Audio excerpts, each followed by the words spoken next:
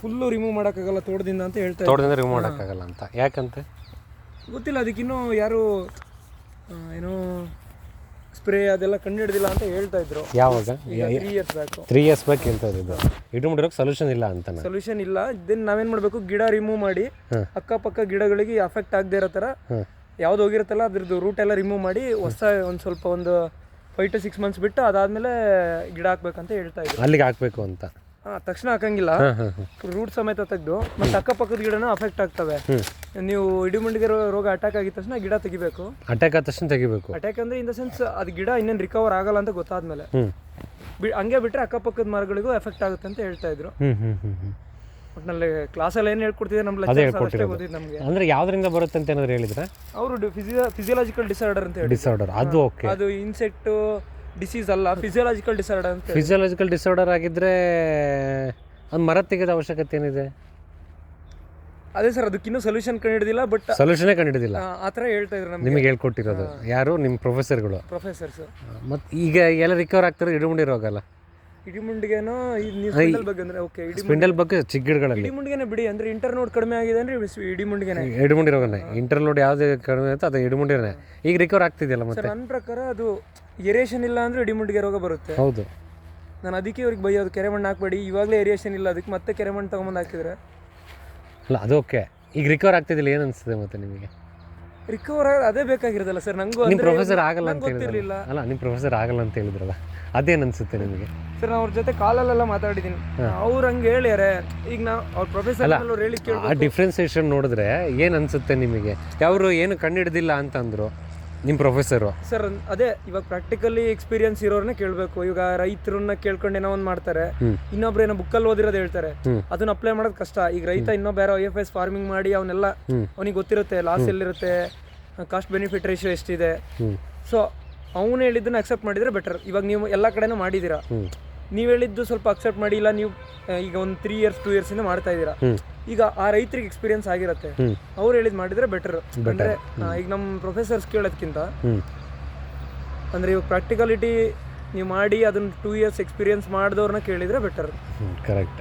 ಅದೇ ಏನಾಗುತ್ತೆ ಗೊತ್ತಾ, ನಾನು ನಿಮ್ಮ ನಾಲೆಡ್ಜು ಅಥವಾ ನೀವು ಕಲ್ತಿರೋ ನಾಲೆಡ್ಜು ಅಥವಾ ನಿಮ್ಮ ಪ್ರೊಫೆಸರ್ ಹೇಳ್ಕೊಡಿ ತಪ್ಪು ಅಂತ ಹೇಳಲ್ಲ, ನಿಮ್ಮದು ಸಿಲೆಬಸ್ ಓರಿಯೆಂಟೆಡ್ ಹೌದಲ್ವಾ?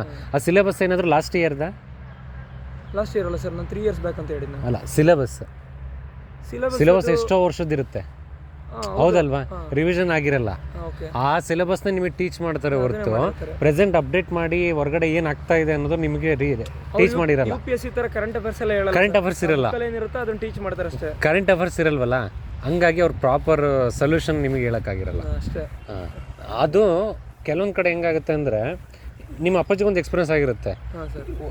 ನೀವು ಅಪ್ಪಾಜಿಗೆ ಅಂದ್ರೆ ನೀವು ಅಪ್ಪಾಜಿನ ಹೋಗಿರ್ಬೇಕಂತ ಹೇಳಿಲ್ಲ, ಯಾರೋ ಒಬ್ರು ಕೃಷಿ ಆಫೀಸಿಗೆ ಹೋಗಿರ್ತಾರೆ, ಅಗ್ರಿಕಲ್ಚರ್ ಆಫೀಸ್ಗೆ ಹೋಗ್ತಾರೆ. ಅವ್ರು ಕೇಳಿದಾಗ ಏನು ಹೇಳ್ತಾರೆ, ಸೇಮ್ ಇದನ್ನೇ ನಾನು ತುಂಬ ಕಡೆ ಕೇಳಿದ್ದೀನಿ. ಎಲ್ಲಿ ಚನ್ನಗಿರಿ ಅಗ್ರಿಕಲ್ಚರ್ ಆಫೀಸರ್ಗೆ ಒಬ್ಬರು ಹೋಗಿದ್ರಂತೆ, ಅವರು ಕೇಳಿದ್ದಾರೆ, ಸರ್ ಈ ಥರ ಇಡುಮುಂಡಿ ರೋಗ ಬರ್ತಾ ಇದೆ, ಏನು ಮಾಡಬೇಕು ಕೇಳಿದ್ದಾರೆ.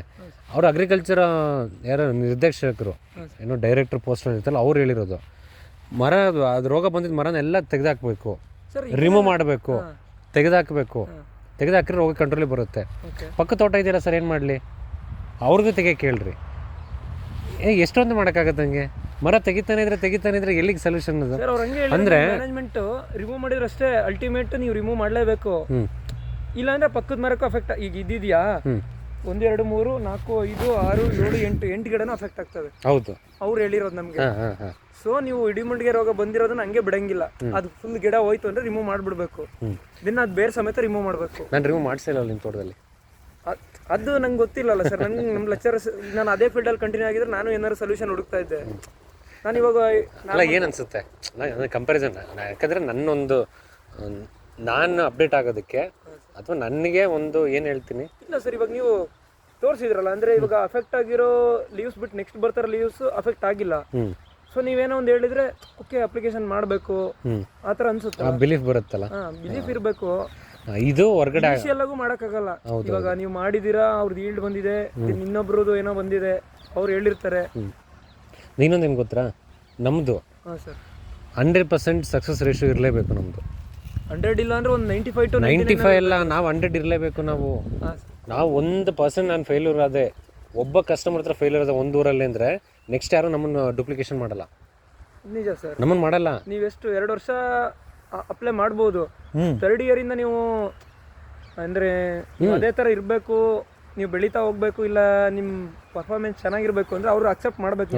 ನಾವು ಎಷ್ಟು ಅದನ್ನು ಸ್ಟಡಿ ಮಾಡಿರಬೇಕು, ನಾವು ಲಾಂಗ್ ಟರ್ಮ್ ಇವ್ರನ್ನ ಕ್ಯಾರಿ ಮಾಡಬೇಕಲ್ಲ ರೈತರು. ಮಾಡ್ಲೇಬೇಕು. ನಿಮ್ಮ ಅಪ್ಪಾಜಿ ಒಬ್ಬ ಎಕ್ಸಾಂಪಲ್ ಅಷ್ಟೇ, ಲಾಂಗ್ ಟರ್ಮ್ ನಾನು ಒನ್ ಆಫ್ ದಿ ಫಾರ್ಮರ್ ಅಷ್ಟೇ. ಇನ್ನು ಅಪ್ಪಾಜಿ ಇನ್ನೂ 50 ಜನಕ್ಕೆ ಹೇಳ್ತಾರೆ, ಹೇಳ್ಬೇಕಲ್ಲ. ನಾನು ನೆಗೆಟಿವ್ ಆದರೂ 50 ಜನಕ್ಕೆ ಹೇಳ್ತಾರೆ, ಪಾಸಿಟಿವ್ ಆದರೂ 50 ಜನಕ್ಕೆ ಹೇಳ್ತಾರೆ. ನಮಗೆ ಎಷ್ಟು ಬ್ಯಾಕ್ಗ್ರೌಂಡಲ್ಲಿ ಸ್ಟಡೀಸ್ ಇರುತ್ತೆ, ನಾವು ಎಷ್ಟು ಕಲ್ತಿರ್ತೀವಿ, ಎಷ್ಟು ಎಕ್ಸ್ಪೀರಿಯನ್ಸ್ ಇರುತ್ತೆ. ಫ್ರೆಂಡ್ಸ್ ಇದ್ದಾರೆ ಸರ್ ತುಂಬ ಜನ, ಈಗ ಸಿಂಜೆಂಟಾ, ಕೊರಮಂಡಲ್, ಇನ್ನು ಯಾವ ಬೇರ್ ಕಂಪ್ನಿಲಿದ್ದಾರೆ, ಮತ್ತೆ ಇದೇ ಥರ ಎಲ್ಲ ಫರ್ಟಿಲೈಸರ್ ಪೆಸ್ಟಿಸೈಡ್ ಕಂಪ್ನೀಸ್ ಇರ್ತಾರಲ್ಲ, ಅವರು ಎಲ್ಲ ಫೀಲ್ಡ್ ವಿಸಿಟ್ ಮಾಡ್ತಾರೆ, ಅವರು ಕಷ್ಟಪಡ್ತಾ ಇದ್ದಾರೆ.